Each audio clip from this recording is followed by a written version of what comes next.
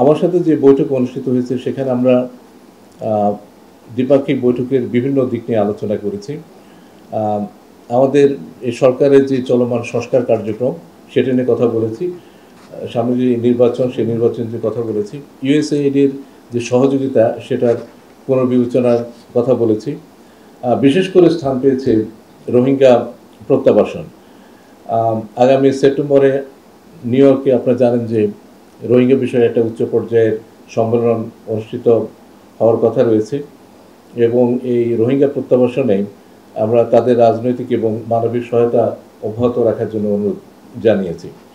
আর এছাড়া অর্থনৈতিক সহযোগিতার যেই বিষয় সেই বিষয়ে আলোচনাকালে অন্যান্য বিষয়ের মধ্যে সম্প্রতি যে আরোপিত উচ্চ শুল্ক সেটা নিয়ে আমরা আমাদের কনসার্নটা বলেছি এবং আমরা এ পর্যন্ত যে সমস্ত পদক্ষেপ নিয়েছি সেগুলো কোথাও তাদেরকে স্মরণ করে দিয়েছি।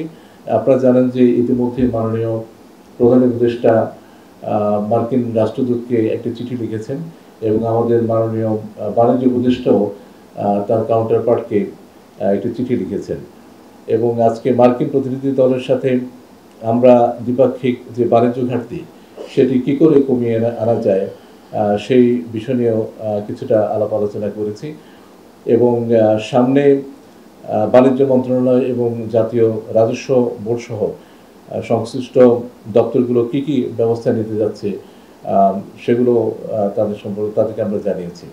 এই ছিল তাদের সাথে মোটামুটি আলোচনার বিষয়।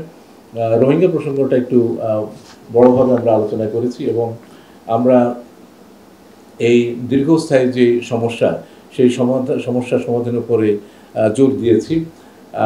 তারা আমাদের অভিমত জানতে চেয়েছেন বর্তমান পরিস্থিতির সম্পর্কে এবং সামনে কী করে এগিয়ে যাওয়া যায় সে সম্পর্কে আমাদের অভিমত জানতে চেয়েছেন। মোটের উপর এটা ছিল তাদের সাথে আলাপ আলোচনার বিষয়।